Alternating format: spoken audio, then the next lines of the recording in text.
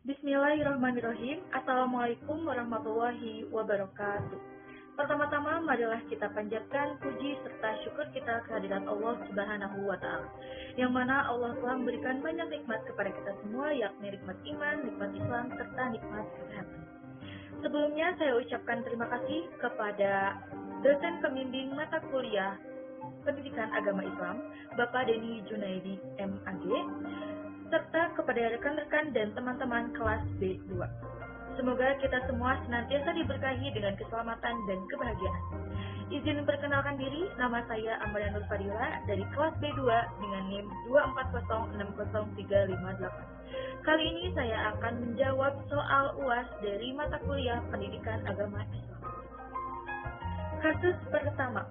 Ada seorang pemuda yang bernama Farhan berencana ingin menikah dengan calon istrinya yang bernama Aisyah dalam waktu dekat.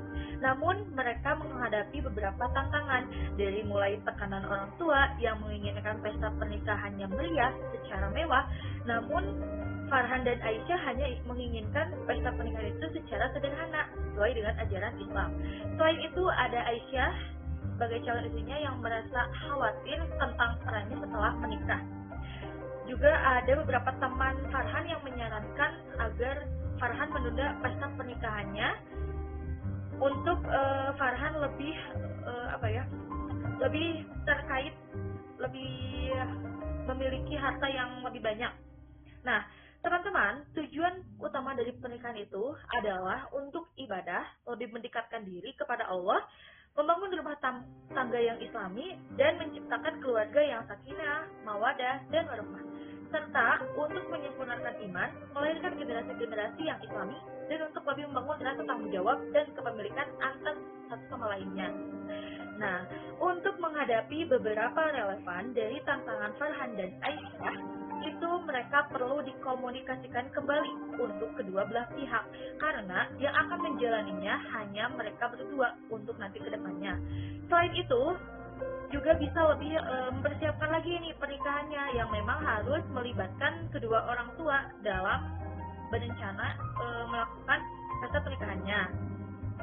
Hal yang bisa dilakukan untuk menghadapi tantangan tersebut itu bisa dengan belajar lebih banyak lagi satu sama lainnya dan lebih banyak mengasih apresiasi dengan pasangan. Masih di kasus yang pertama, dengan poin kedua memberikan solusi dari tantangan yang dihadapi oleh Farhan dan Aisyah. Tantangan pertama itu ketika tekanan dari orang tua terkait pesta pernikahannya yang lebih menginginkan pesta pernikahan mewah dibanding sederhana, itu solusinya libatkan orang tua dengan bijak, di mana kita diskusikan harapan dan kebutuhan dari pernikahan Farhan dan Aisyah. Beri mereka pemahaman tentang pandangan dan alasan di balik keputusan yang diambil oleh Farhan dan Aisyah. Selain itu, ketika kita menghadapi tantangan tentang kekhawatiran Aisyah dengan peran atau pendidikannya setelah menikah, itu solusinya sebelum menikah kita buat strategi dulu bersama untuk mendukung satu sama lainnya dalam mengajar pendidikan atau karir masing-masing sebelum menikah. Kita pastikan buat keputusan dan kesepakatan pembagian peran kehidupan rumah tangga.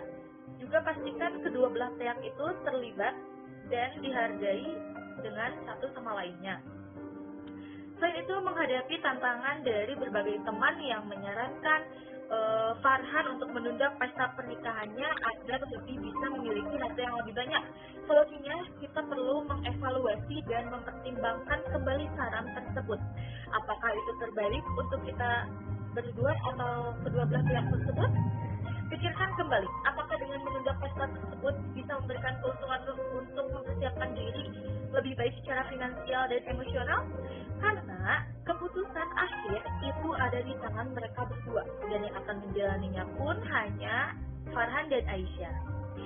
Nah, usulan untuk menjalani pernikahan yang sesuai dengan nilai Islam, baik dari segi spiritual, fokuskan pertama pada mental, bisa dengan mengikuti kelas tentang pernikahan dalam Islam. Selain itu, juga diiringi dengan selalu berdoa kepada Allah untuk mendapatkan petunjuk dan kekuatan dari Allah. Kasus kedua, poin pertama, Ada seorang pendidik bernama Ustadz Hasan mengajar di sebuah sekolah Islam terpadu, di mana Ustadz Hasan itu dikenal sebagai guru yang cerdas dan memiliki ilmu agama yang mendalam. Namun, beberapa murid merasa kurang nyaman ketika belajar dengan beliau karena gaya mengajarnya cenderung keras dan kurang memperhatikan pendekatan emosional. Akibatnya, sebagian murid atau sebagian siswa itu takut untuk bertanya atau berdiskusi. Nah, sedangkan prinsip utama dari seorang pendidik itu bukan hanya mendidik saja, tapi juga sebagai pemberi nasihat, sebagai pembimbing, juga sebagai pembentuk akhlak kepada siswa-siswa. Nah, untuk membantu memberikan pemahaman kepada Ustadz Hasan, itu kita bisa beri pemahaman Ustadz Hasan tentang pengajar atau pendidik itu bukan hanya sekedar memberi ilmu teorinya saja, tapi juga sebagai pendidik yang dimana harus bisa membentuk muridnya menjadi seorang yang berakhlakul karimah dan mampu untuk berpikir kritis. Masih di kasus yang kedua dengan poin kedua, bagaimana sih strategi praktis yang bisa diterapkan oleh Ustadz Hasan untuk meningkatkan hubungan emosional dengan siswa? Pertama, kita lihat dulu cara penyampaiannya harus bisa diterima oleh murid tersebut dengan memberikan kenyamanan kepada murid tanpa ada rasa ketegangan. Yang kedua, bisa mengadakan sesi diskusi atau tanya jawab, beri peluang waktu untuk murid mengutarakan pendapat. Selain itu, kita bisa beri apresiasi atau penilaian kepada murid setelah diskusi tersebut.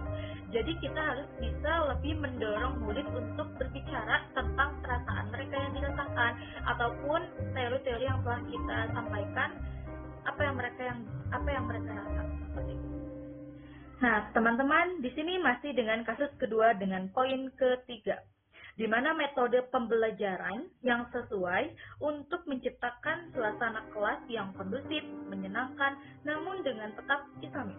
Itu yang pertama bisa dilakukan dengan metode interaktif, di mana selalu libatkan murid untuk berkomunikasi tentang suasana kelas dan pembelajaran kelas. Pancing ide-ide dan pendapat siswa dengan diskusi atau berdebat secara argumen. Yang kedua, kita bisa melakukan dengan metode mengadakan kegiatan role playing atau bagi peran, di mana guru dan siswa itu berbagi peran atau bertukar peran dalam pembelajaran. Yang ketiga, itu bisa dengan metode bergu, membuat kelompok belajar antar murid. Nah, atau yang biasa disebut dengan team teaching, mengajar secara berkelompok. Selain itu bisa juga dengan selalu mengkaitkan materi-materi pembelajaran dengan kehidupan nyata. Jadi kita cari contoh-contoh konkret yang ada di sekitar untuk diangkat dalam pembahasan materi yang akan kita bahas. Soal ketiga, yang saya paham tentang Islam rahmatan lil alamin itu adalah Islam agama yang berprinsip pada kedamaian dan ketenangan yang diberikan kepada alam semesta dan isinya. Konsep ini pastinya berasal dari Al-Quran dan hadis. Selain itu, ada kegiatan ekonomi syariah, di mana kegiatan ekonomi syariah ini adalah kegiatan yang berbasis agama yang di dalamnya diterapkan nilai-nilai syariah, berlandaskan keadilan dan keseimbangan. Intinya, dengan diadakan kegiatan ekonomi syariah ini untuk menghindari perilaku riba. Terus selanjutnya ada pernikahan dalam Islam, di mana yang saya tahu pernikahan dalam Islam itu yaitu ikatan suci antara laki-laki dan perempuan yang ingin membangun rumah tangga dan yang ingin menyempurnakan separuh agamanya masing-masing. Selain itu, pernikahan dalam Islam juga disebutkan dengan bersatunya dua insan atas dasar ibadah yang menciptakan hubungan dengan berlandaskan di dalamnya terdapat kasih sayang, kenyamanan, dan penerimaan baik diri masing-masing. Nah, mungkin cukup sekian jawaban soal mata kuliah pendidikan agama Islam dari saya. Semoga bermanfaat. Terima kasih. Wassalamualaikum warahmatullahi wabarakatuh.